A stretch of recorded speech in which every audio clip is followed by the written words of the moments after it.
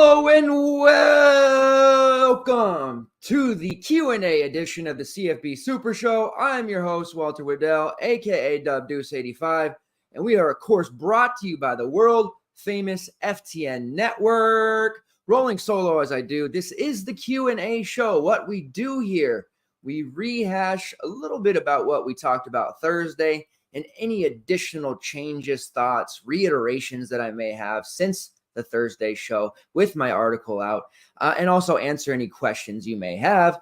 This player, that player, injury news here, updates there. I rock in the rec specs because it's going to become a little Saturday morning tradition, maybe a little bit of good luck. My daughter made me this little, cool bracelet here. It's got the, let's see here. See if y'all can see that. Ooh, yeah, that's bringing in the extra good luck for us. So you know how we're doing that out here. We're very superstitious in the Waddell household. So there's some injury news to talk about. There's lots of stuff going on. We are an hour away from lock. Let's get right into it. Let's first get into the chat here. And of course, Pratt. I knew that was going to be what we talk here. So Pratt, question mark, exclamation mark. Pratt is a no-go. Don't know about that. Welcome to the Michael Pratt player circle. So everybody wants to know about Michael Pratt. Of course, I am the highest on any quarterback. It is Michael Pratt. I know that he as of last Tuesday, he's fine. He's going to play. Got his, leg rolled up on. He was limping around a bit, but he played through it. They called it a cramp. Everything seemed fine.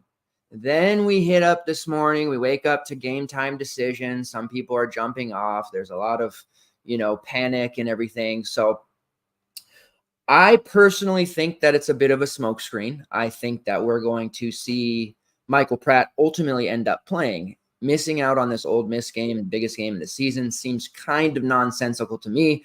I would be a bit surprised if he didn't play. Now, the part that scares me is that he has a little bit of an injury history, and could he play and possibly re-aggravate something?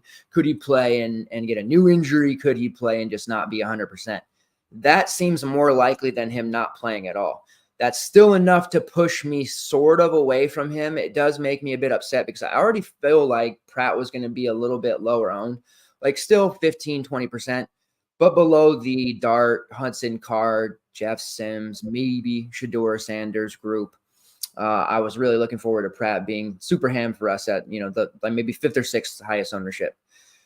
Now everybody's jumping off. I've got people in our Discord telling me that other sites and providers are jumping off. I didn't even realize they were on. So maybe he wasn't going to be as low owned as I thought. But it's definitely worth monitoring if you can be okay with the swap opportunities that you have. And looking at it, we don't have a ton. Let's filter this out here. I need to start sharing my screen with you guys. You really have the following games to choose from, right? Kentucky, Eastern Kentucky, Miami, Texas A&M, Iowa, Iowa State, Northwestern UTEP. It's ugly, right? UNLV, Michigan, and ECU Marshall. So if you stay on Pratt, and then, God forbid, he doesn't play, then you have to look at those swap ops. Do you go all the way up to a Jackson Dart, which if Pratt doesn't play, let's be honest, Tulane's going to get murdered. Like, they have to have him. That spread, that was 3.5, now 7.5. It's going to go to 20 plus, and they're going to lose by 30 plus without Pratt. They have Kai Horton as their primary backup, and he's very raw. They have the talent at receiver. Their running back room is just okay, but without Pratt, it's a no-go. So maybe Dart, that price of almost 10K in a likely blowout situation, that's just going to put us some more Quinshon Judkins, who are on it already anyways. You could go JJ McCarthy. That seems pretty horrific. I think they do get the running game going a lot more here today. Devin Leary, a logical swap, but Kentucky's going to blow out EKU. How much will they actually need him? Ray Davis is going to get a lot of work. That one's tough. Tyler Van Dyke, we already talked about on Thursday. He's pretty horrific. Paying $9K for Connor Wegman. That's okay. I don't know. It just feels kind of wrong. You do have this. If you save yourself that couple hundred, you can get there, though, from 8.8 to 9K. So maybe that's the most logical decision. Or you go down here and you take the Marshall kid, who I know everyone's on Rasheen Ali, including us. Like, I'm Mr. Leverage, Captain Leverage, but I won't play, or I won't fade good chalk. So it's going to be tougher, but no one's going to play Cam Fancher, who's sitting there at 6'3". So perhaps you go to him. Or on the other side of it, you look to an ECU quarterback, which feels pretty horrible. So the options aren't great. You either have to be okay with those options if you know, or make the decision now, hey, he's banged up, he's not going to play, or he is going to play and not be 100% and play one of these quarterbacks that are going earlier. Now, of course, I was all set up, had my speech ready to go, opening the doors to the house of 4 running backs. This quarterback slate is, to me, not very good. And now that we potentially lose Pratt from that player pool, it gets even worse. So I want to play 5 running backs, but I can't do that. I got to play 4. So I had all that ready to go, strategically ready to talk to you guys about the 4 running back lineup. So the options that we're looking at, if you're going to make the decision not to play Pratt, are the following. From me, in my opinion, and we're high on Kalen Black of JMU, right? You now fade Jalen Black and play somebody like a Donovan Edwards, who's pretty strong for Michigan. We think he bounces back.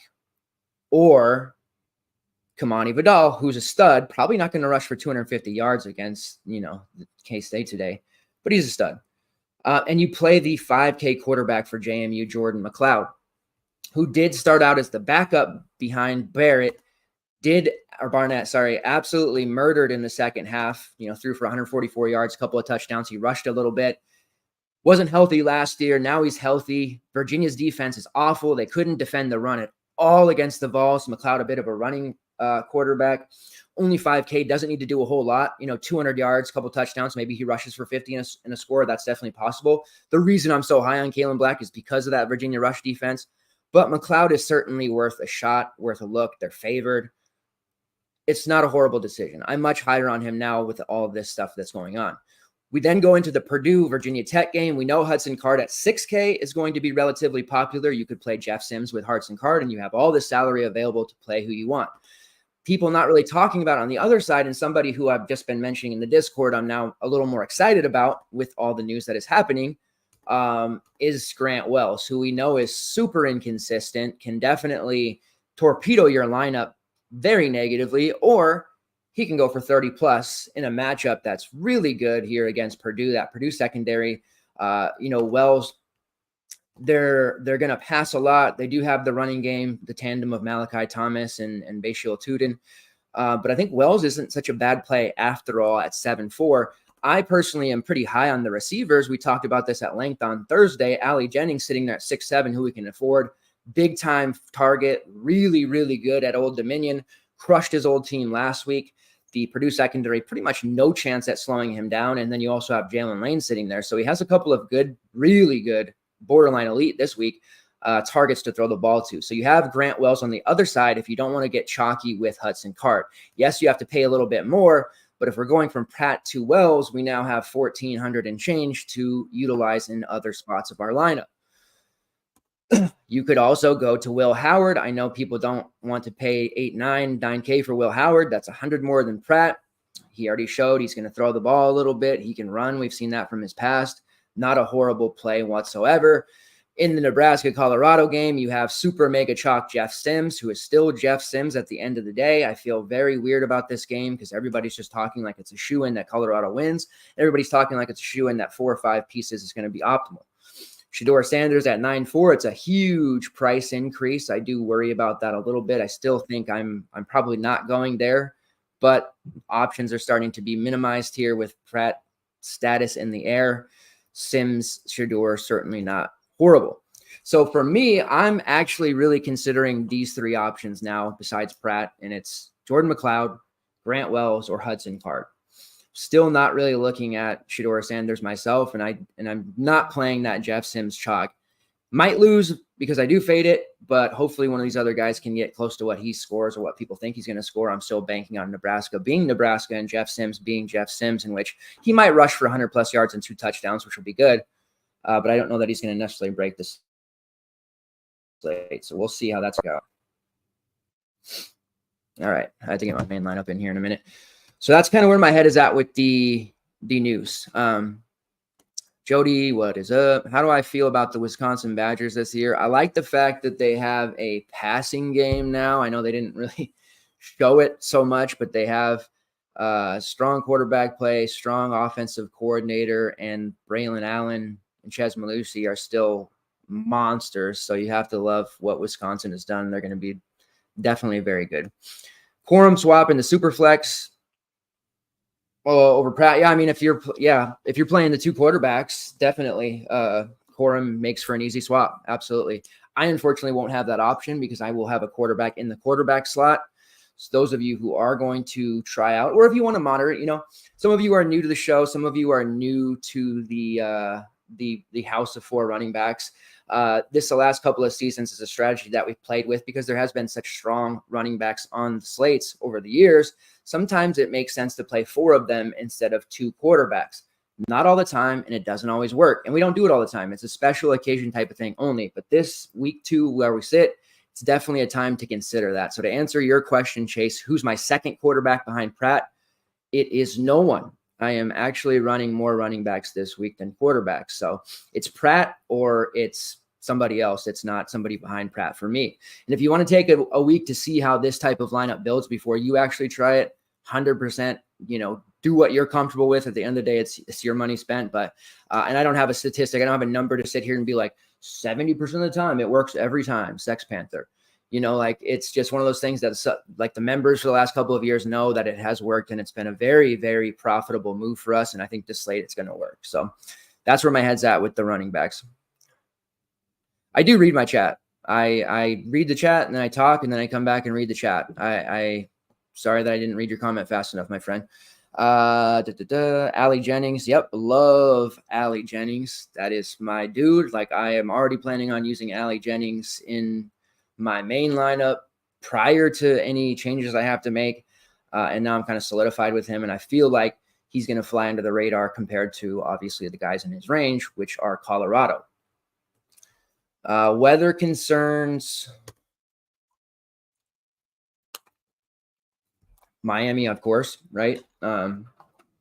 Perhaps there is a lot of running in that game because of that. But other than that, I haven't seen anything for the main slate that I'm necessarily worried about. So,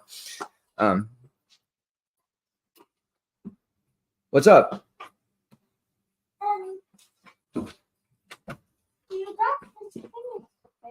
Thank you. Is this for good luck? All right, perfect. Sorry about that. Daughter's dropping some more good luck stuff. Told you we're superstitious in this Waddell household. So, let's go over. Thank you, sir. Last year you was on it when you said 4 running backs. Yes. Okay, Chase. So you know what's up. We did the 4 running back thing last year and the season before, and it definitely worked.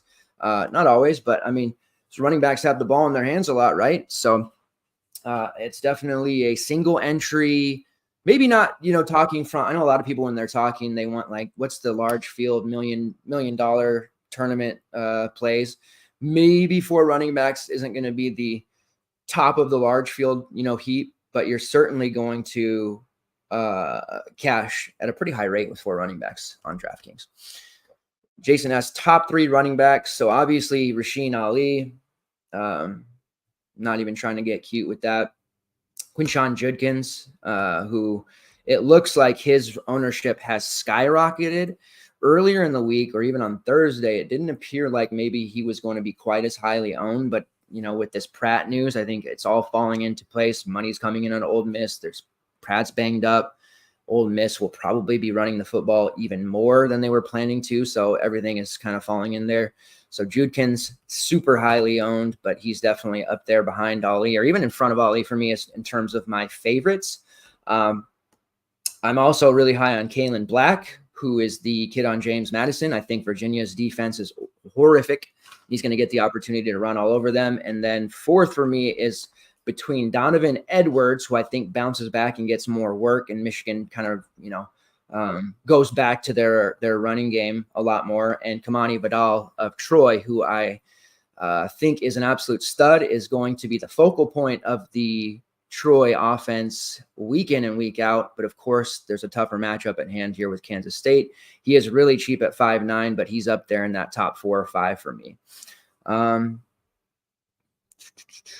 So that's kind of where I'm at. Looking at it, Ray Davis, DJ Giddens, Blake Corum, Deion Hankins, like that group all has to be considered as well. Deion Hankins is fringe core for me, or main team player pool for me, I should say. I'm also leaning him. He's only 6K and playing an absolute horrific Northwestern team that's super listless, punchless, whatever you want to say about them. They just don't look great. I appreciate that, Chase. Thank you very much. FanDuel quarterback pivot. Let's see, my man. Let's go on to FanDuel and see what we are dealing with here. So I love JRP there, and on the afternoon slate, which I'm going to be releasing here in a little bit for DraftKings, John Rice Plumlee is certainly, I mean, we just saw what the real Heisman hopeful, no disrespect to Travis Hunter, but Michael Penix just destroyed this Boise State team. So I think JRP has an opportunity to put up a big number. So he's the one that I'd want to go. I know Pratt is 10K over on FanDuel compared to the 11K for JRP. I would just find that salary. If you can't, then Tyler Shuck at 9.4 for Texas Tech. I know he's going to be relatively popular later today on DraftKings and probably on FanDuel because of that Texas Tech offense. I personally worry a little bit about Oregon's secondary there coming to play. I'm also really high preview for the night slate article that's going to be dropping. Cameron Ward, he is 9K on FanDuel. I think after what we saw last week, I don't know if that was a one-game blip where he's going to be running the football a little bit more now, but he has masterful control of that Wazoo offense. They clearly went into the offseason with the idea to build around him regardless of what weapons they're going to lose. So if you want a direct one-for-one pivot, Cam Ward is probably my answer over Pratt, and you save 1K to boot. Otherwise, go up to JRP and find that 1.4K. Can't go wrong with either of those. And that is my night slate favorite QBs for the DraftKings side as well. JRP and Cam Ward. I know obviously there's some other options there. We'll talk about Bo Nix and everything, but those two I think are going to go off today. All right. Playing Sanders, Weaver with Sims. Who is the Nebraska wide receiver you want? Marcus Washington seems to be the answer for the collective industry. IGC is out for the season. Neglected to mention that on Thursday when I was talking about snaps. Just went right on to stat autopilot there. So Marcus Washington gets that bump there. I think the Bullet kid, though, is really worth using, especially if we're falling into a bunch of more chalk here and we're looking to be different somewhere. Washington 4.5, Bullock 4.9. Bullock, as I mentioned on Thursday, 356-1. I thought maybe that's a little bit of blip. Let's dig in here. Let's see what his snap count was like. And he did play almost 75% of the snaps for Nebraska. So Alex Bullock going to be on the field a lot. Going to have that opportunity to produce and possibly even be Jeff Sims' number one receiver. Number one receiver for Jeff Sims, though, might not necessarily be 8, 150 and 2. That might just be 377 and 1. But at 4.9, we'll take that. While we're at it, let's talk about Colorado. For those of you who didn't watch the Thursday show, for shame. I wish you got an opportunity to check that out. Expecting major ownership on Travis Hunter because of the hype that's coming in there. Obviously, Jimmy Horn put up a big game. You look at the prices, 7.4, Travis Hunter 7K. My want for the Colorado receiver room is Xavier Weaver, who sits in between the two of them at 7.2. Obviously, what's going to happen here, people are going to take Hunter. He's a little cheaper. He's a known name. Or people are going to go up to Horn after what they saw. Weaver was the least fantasy point scorer of the three, but he did still catch 6 passes for 118 yards on 8 targets. Super, super productive at USF. Somebody who's going to absolutely be a factor in this offense. Played a ton of snaps along with Hunter and Horn. Weaver played like some ridiculous amount of number, like 70 plus or something. And we'll see probably the least amount of ownership of the three. So that's where my head is at for Weaver. I don't believe many will go there. I am seeing more Weaver chatter this morning now after kind of poking around this morning, but I still think Hunter is going to pull majority of that ownership. So in a way to get slightly different in a popular game like this, Weaver is the way to do it. And in case anyone's wondering, for Dylan Edwards, I'm not there just because he does take up an RB slot. He had a tremendous amount of efficient passing, or receiving volume. He only had the 6 carries, did score a touchdown on the ground, but of course we know he absolutely went berserk as a receiver as well. And if that's going to continue to be the case, he's certainly in play, but 6'5" to burn one of my running back spots without the rushing volume, it's a little bit too risky for me. So I'm really on Weaver, and that's what I'm looking at there. Jason asked, McLeod naked. Now we're talking, man. Now we're talking. We want to get into some McLeod action. So it's tough. I really want to play Kalen Black. I feel like I'm going to beat myself up if I fade Kalen Black after being on him all week. But man, McLeod looks great here. The primary pairing partner for him would be at 4.5K, Reggie Brown. Reggie Brown, solid 3 catches for 77 yards and a touchdown against Bucknell. He does sit atop the depth chart. He is the quote unquote guy there. Let's pull this up. So that's your number one. And that's also a good way for you to get, I had 5 targets. Dane Key, who's probably going to be relatively chalky because of his price, maybe Jalen Noel from Iowa State. Brown is a very good way for you to, again, find some leverage off the rest of the field. A McLeod Brown pairing, they connect once, maybe they connect twice. Anything over 3 catches and 50 yards and a touchdown is a supreme bonus for Reggie Brown. And I'm really not seeing this Virginia team slowing them down. I realize it's James Madison. They are still a very good team in their own right, favored at the beginning of the week. So there's going to be some points scored here on the James Madison side. And I think it's a great idea to get exposure to it. Whether that's McLeod and Brown or Kalen Black, you'll have to decide. But I don't see a way for me to proceed without at least one of those guys in my main lineup. And with the Dane Key thing being so chalky, like, Kentucky's going to blow them out, right? So there won't be that much passing volume anyways for Devin Leary. He's going to have to be relatively efficient, but I do get it because he's so super cheap that he doesn't have to do more than score a touchdown, 3 to 5 receptions, 45 to 75 yards, right? So it's a little bit tough there. Somebody asked, can you play Davis and Key in the same lineup? I wouldn't do that. You're banking on the playing time of Key and Davis to for them to be super efficient during that time. I would just go with one or the other, play Davis, and you're going to get all that volume or all that efficient volume, I should say. Key, you may not. Bearing Brown, it could be his time. There's a lot of different factors in play there. 6,300 wide receiver, assuming you mean on DraftKings, but let's look there and then we'll see.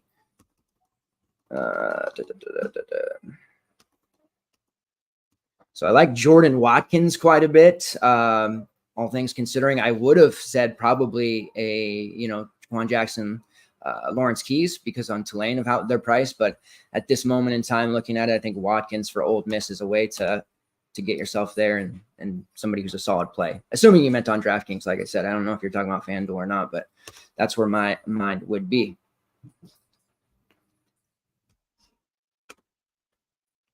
Just give me one.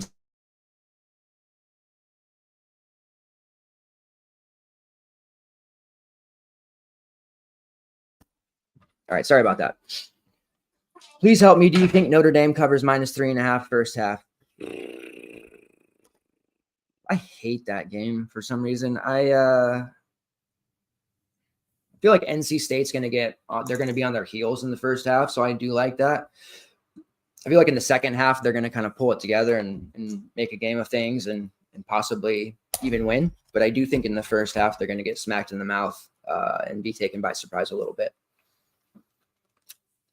So my vote is yes. All right, moving on here. We'll wait for some more questions. I'll pull up some other stuff. I do want to bring up PrizePicks. Now, I had PrizePicks in. Obviously, with Pratt, I had his over 265 passing plus rushing. If he doesn't play, that's tough. Still heavily on board with the Damian Martinez prop, which was 105.5 yards. I am hitting the over on that. I know the risk there against UC Davis to not play a full game, but I think he'll have like 150 yards in by the end of 3 quarters if they let him play that much. And then also the receiving yardage prop and receptions for Deion Burks. At the time, 4 receptions, 56.5 yards. I like the over on both of those. On the prop betting side, we hit last night the Devin Neal anytime touchdown score. It was -70, not as glamorous as the +450 that we got with Nick Nash, but we also got Deion Burks over 50.5 receiving yards in on the DK Sportsbook, and Michael Pratt over 230.5 passing yards. That no longer looks great, obviously, because of the news that's happening, but that Burks over 50.5 receiving yards, still one that I like. And then I'm also looking at the, especially now, I already threw a bet in it, but I would be really surprised if he doesn't get it at this point. See what it currently is. Quinshon Judkins over 109.5 rushing yards, -130. Maybe you can throw that in with something else, but certainly all over that. And then one other prop that I bet in this morning is Donovan Edwards over 17.5 receiving yards over on the DraftKings Sportsbook. Couple of props there for those of you in states that can bet. All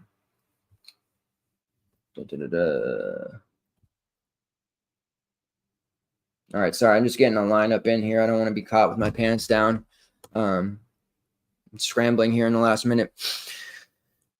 Anything in Super Draft? I can't. I don't think I can access Super Draft from where I'm located right now. So if you want to throw some numbers at me in the chat, and I can tell you if they're good or not.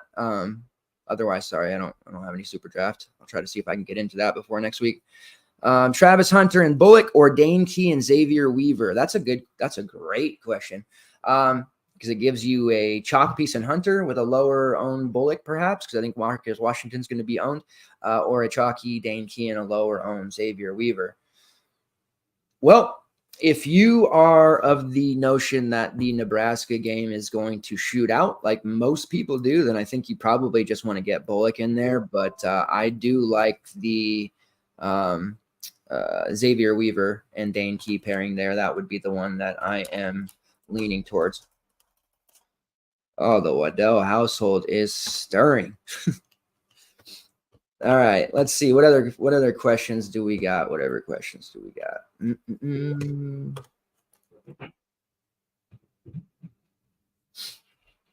Thoughts on Quinton Jackson with Bernard out? Utah running backs are just terrible. Not because they're not good at football, but the news with them, this always happens. Somebody will be out, somebody will be limited, and then they'll pull an RB4, an RB6 out, and they'll be the one to get a bunch of stats, right? Like Chris Curry will be, coming out of the stands like he's Sting of WCW days or something. So Jackson certainly makes sense. 6'2", no Bernard, yeah. You have to make a case for Jalen Glover there at 4'2" as well. You have to probably see him get some more work as well. Where I sit, I don't think using a Utah running back makes too much sense in a main lineup situation, but for MME and GPP purposes, absolutely. And do I play Sims? I'm struggling with my lineup here. I got something I think can work, but I think I'm between Wells and McLeod at this point. I'm really, really struggling with this decision. Thoughts on Trey Harris today? I think he's fine. I would rather play Watkins. I like Watkins a lot today. Still, Franklin, not quite there yet where he needs to be.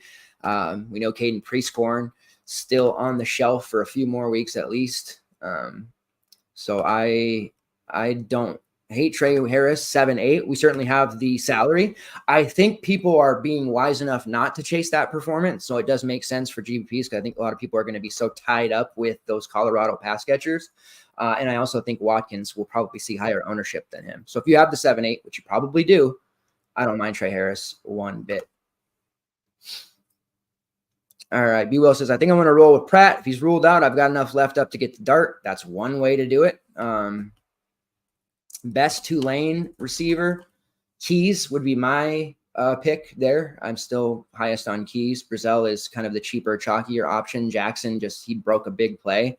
But I think Keys is going to end up being the primary PPR guy and most consistent fantasy option. So that's where my head is at there. Which do you prefer? Swap Pratt, Horn, Key to Wells, Jennings, Edwards. pretty close to what I'm looking at, or swap to Leary over Pratt if he doesn't go.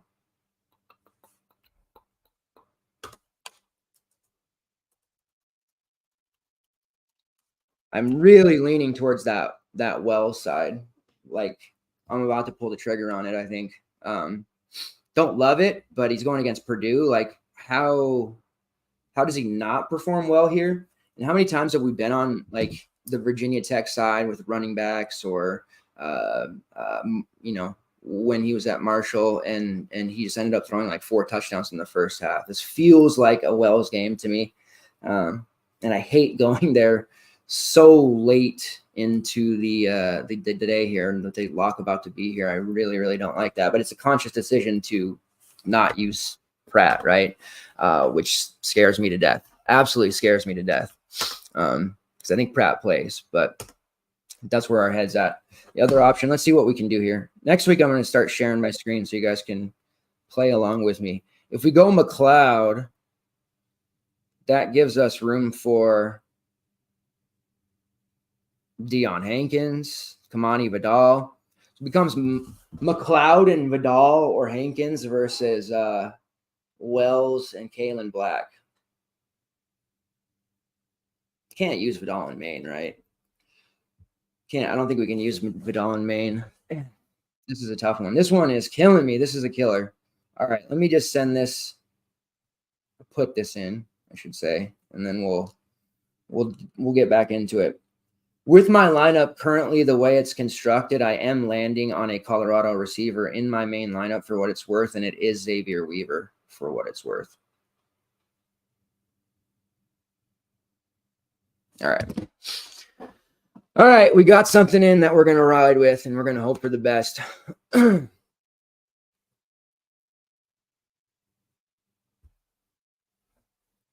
Can Fancher be used in main lineup? Marshall quarterback. I mean, at this point, yeah, you can definitely do that. There's just a lot in play here and a lot to worry about. And again, it's like your risk tolerance. You have to determine that for yourself, where your risk tolerance is at. Do you want to wait until those afternoon games and hope that Pratt plays? But if you're going to do that, make sure you either A, save enough money to get to the next option that you want, or set aside 2 to 3 roster spots so you have more flexibility instead of just a 1-for-1. I'm not a big fan of that question. The guy that asked Leary swap straight up over Pratt if Pratt doesn't go. I don't like it. I don't think Leary is really that in play, to be honest. I think he'll throw like 220 yards and 2 touchdowns, and they'll let Davis and McLean do all the heavy lifting. So it's not really that great of a play for me. If he was like 7K, I think I would be okay with it, but 8.3 it's a little bit tougher for me to really get there. All right, let's see what the social machine is saying about the Pratt situation now.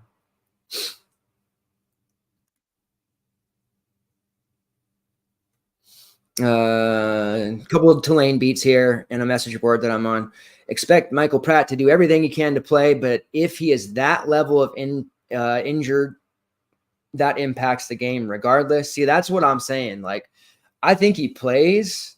I have really, like, I would be totally and utterly shocked if he didn't play. But how much he is affected by that injury is really going to be the determining factor. And watching the fourth quarter of that game, like when it happened, he was hobbled, yes, but he didn't look that affected. But of course, you're in the game, you got adrenaline going, it's a lot different. Once you have a week to sit there, those types of injuries, they can be nagging, they can really start to hurt. I suspect they'll hit him with the cortisone or whatever they do nowadays. And he'll play, but geez, I'm definitely getting more concerned. The closer we get to lock, I'm getting more concerned. An hour and a half ago, I wasn't really that worried, but now I'm starting to get that worried.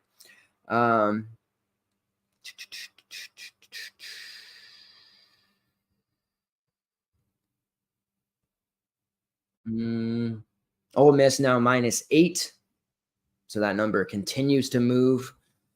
Again, possible smoke screen would be huge for those that stay on Pratt. there was a particular, here, let me pull up this message. It's a particular message board that we had a member pull up. Said the following: this isn't a very big fan base. The community around Tulane Athletics is pretty tight knit. It's not hard to find things out. People watch practices. If Pratt was truly out for this game, that would be one of the greatest upsets in InfoSec history. It's the message board they pulled this from, that no one found this out before kickoff. Maybe the information has changed a bit due to how the school's approaching the gambling side of it or trying to avoid looking fishy, blah, blah, blah, blah, blah, blah. So, people plugged in with the program that are on message boards, they pay money, they're boosters, all that, are saying that Pratt practiced. They'd be shocked if he didn't play. So I think at this point we've established he's probably going to play. It's just a matter of how effective he's going to be. Jay Craig asks, why is Waddell not main? Well, it's not that he's not main. It's just the fact that things have changed. I want, it's between him and Donovan Edwards. I'll be perfectly honest and transparent with you, like I always am. I think for me at this point, Rasheen Ali, obviously, Quinshon Judkins, obviously. So it comes down to the group. Now I've shaved it down to 3 players. It was 4 with Hankins, but I probably booted him. Kalen Black, Donovan Edwards, or Kamani Waddell. Looking at it, I'm been on Black all week. I love this matchup for him. If I bail now at 4-2 and he scores a touchdown or 2 or rushes for 100+ yards, it's going to be really tough for me to live with that the rest of the day, because how I hang on to things until and so I kind of have to stay there. So then it becomes Donovan Edwards versus Kamani Waddell, which I know there's a pricing difference there. I'd have to figure it out, whatever. Edwards let us down last week. Nice bounce back opportunity. I think Michigan, they rededicate themselves to the run this week. How much do they want to push Corum? Probably not too much, because they're going to just absolutely drill UNLV. But by the time that happens, Corum will have already scored. But I think Edwards is going to break 1, maybe 2 huge plays that just completely rip the slate apart.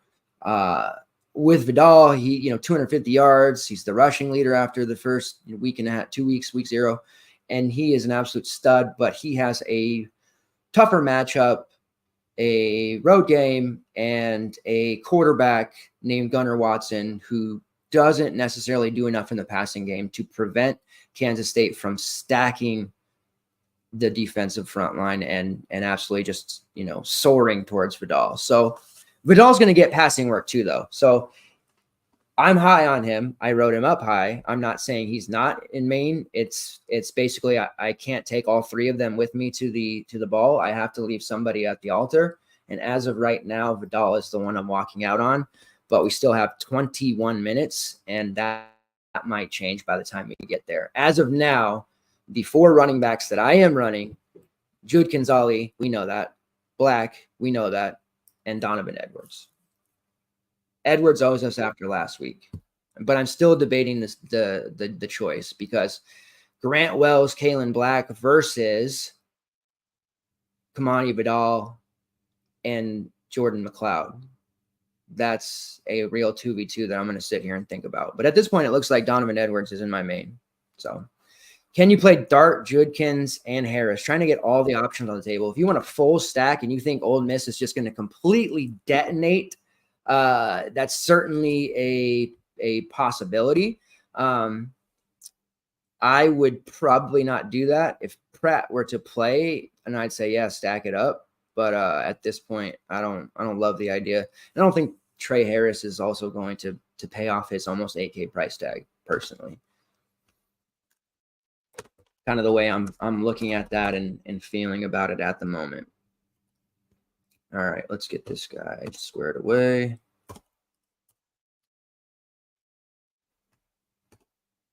Okay. There we go. Best WSU receiver. We talk. Oh, you're on FanDuel. Lincoln Victor. Just went absolutely bananas. This Washington. I'm a Husky fan, so the Cougars. I'm not huge on them. I like seeing them struggle. I'm not that guy that cheers on their conference, although we're not gonna be conference mates anymore. I love seeing my conference mates suck. But Lincoln Victor and that Washington State offense, my God, he had 13 targets, 11 catches, 168 yards, didn't score a touchdown. That honor went to Nakia Watson, who's still somehow in college, Kyle Williams, and Josh. Revamped receiver room. Lincoln Victor has a very strong relationship with Cam Ward. They've built a nice, rapport. They have other options in the passing game, such as Fresno State transfer Josh Kelly. Kelly also spent a season for America's team. No, he didn't. Kyle Williams also there. He's another transfer. There's some good options here. He was from UNLV.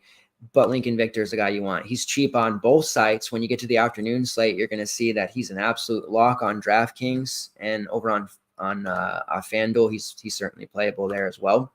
If you're looking for a pairing partner for Cam Ward, which at this point it looks like he's going to be a legitimate fantasy option on a week-to-week basis, Lincoln Victor is the guy to do there, and he's 8-6 on FanDuel. I don't know if Cam Ward's going to continue to run the football, but if he does, that guy he's going to be good. I have to walk back comments I said on him last year because he looked way better. And I know it was only 1 week, so I shouldn't get too crazy with the hype machine, but damn, he was nice. All right, Wells or Sims. So here is I have to answer this way because I play way differently than a lot of people. Meaning I don't play somebody that's going to be highly owned just for that reason, even in single entry stuff. So Sims, let's see here. Sims is going to be probably, what do we think? I don't want to low ball it here too much. 40%, 50%, somewhere in that mark. Super highly owned, right? Wells will not be that owned at all. So I guess it really depends on what kind of contest you're going to play, but I do want to make it clear and transparent that I will probably be using Grant Wells in my main lineup as it stands right now, or Jordan McLeod, both of which who won't be very highly owned. So if you are more of a single entry cash guy and you kind of want to match ownership, then Jeff Sims, obviously the guy. I do want to continue to stress the importance that he is Jeff Sims. So inconsistent quarterback play. He can run viciously, but he's not the best passer in the world. However, he's only 7'2", so he doesn't need to do a whole lot. Same with Hudson Card. Not the best actual quarterback in the world, but he's only 6K. What does he actually have to do to really, pay that off? So that's where I would tell you probably Sims, but I think Wells to Jennings is a pairing that could really pay off in a huge way. And I'm kind of leaning that way there with the Virginia Tech Purdue mini stack, where people are looking at Ole Miss mini stacks, Colorado, Nebraska mini stacks. It seems like maybe people are overlooking the fact that Purdue's secondary is absolutely god awful, and we should be able to stack against it often.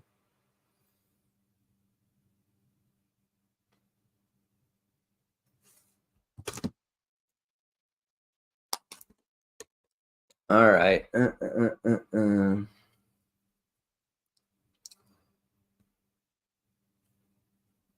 Yep, Jaquindon Jackson going through full warm-up. So if you're looking at Utah running backs for whatever reason, is Sam Hartman in play? Yes. Technically.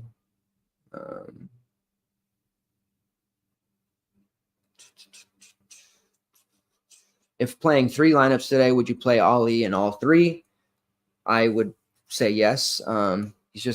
It's just a blatant misprice. And like I said, I'm always trying to find leverage, but there just seems to be little reason for fading Ali at that price tag. He's going to get a lot of work. And I know ECU's rush defense might look good on paper because of what Michigan failed to do against it, but don't be fooled. They're not going to hold Ali in check. That's for sure. Marcus Washington ownership. I don't know. Probably like 18%, something like that. Maybe that's high. I don't think he's going to be super chalk. Certainly the highest owned Nebraska receiver and the top run back. speaking of ownership, let's go through this. Let's start with wide receivers and who we think the top 5 highest owned guys will be. Deion Burks, obviously the number 1 highest owned. I would say Travis Hunter next, followed by Dane Key. I think those are the 3 that you see a lot of your opponents have. After that, some order of Jimmy Horn, Marcus Washington, Jalen Noel, guys like that. I think that kind of wraps the top 5 there. At the running back spot, Rasheen Ali. If he's not like 80% owned in single entry, then people are, at least giving us a little bit of hope.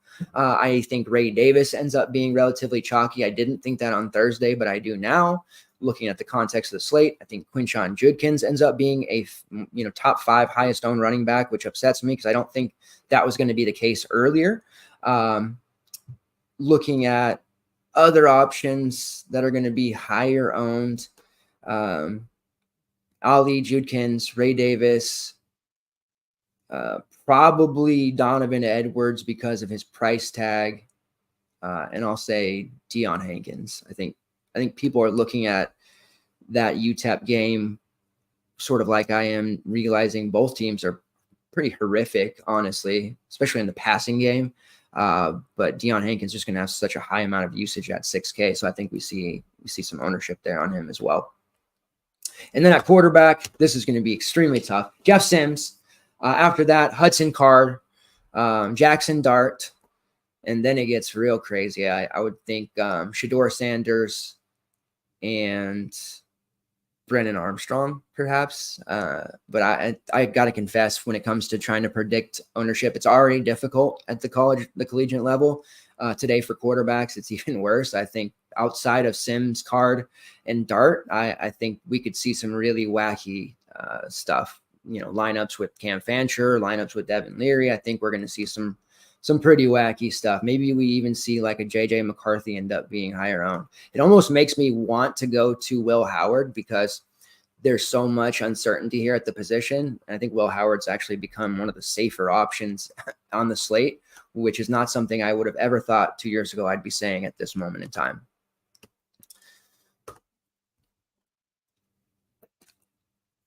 All right, I think that will wrap it up. Let me just do one last look around here for any news and notes.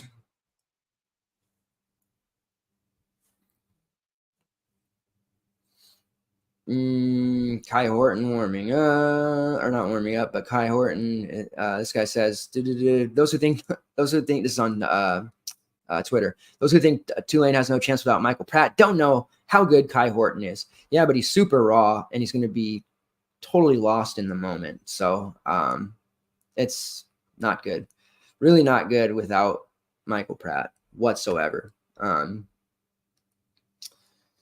Zachary Franklin out. Confirmed.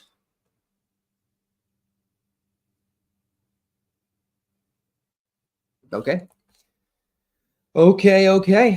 Cam Rising out. Brant Kuthi still highly questionable. I do want to mention, if Kuthi were to play, really, really appealing price. When he is finally ready to go, he's going to be a very strong play for us. All right, I think that'll wrap it up. Appreciate it, everybody who tuned in live and has been checking out the content. If you are a member of our community, you can expect the afternoon slate breakdown to come out within a couple of hours. I've already pretty much put the finishing touches on that prior to the show. And then next week, of course, Thursday night, CFB Super Show breaking down the main slate. And then back here next week, 8 a.m. PST, 11 a.m. EST. We have 10 minutes to process things before lock. Best of luck to everybody out there. And I will see you next week on the CFB Super Show.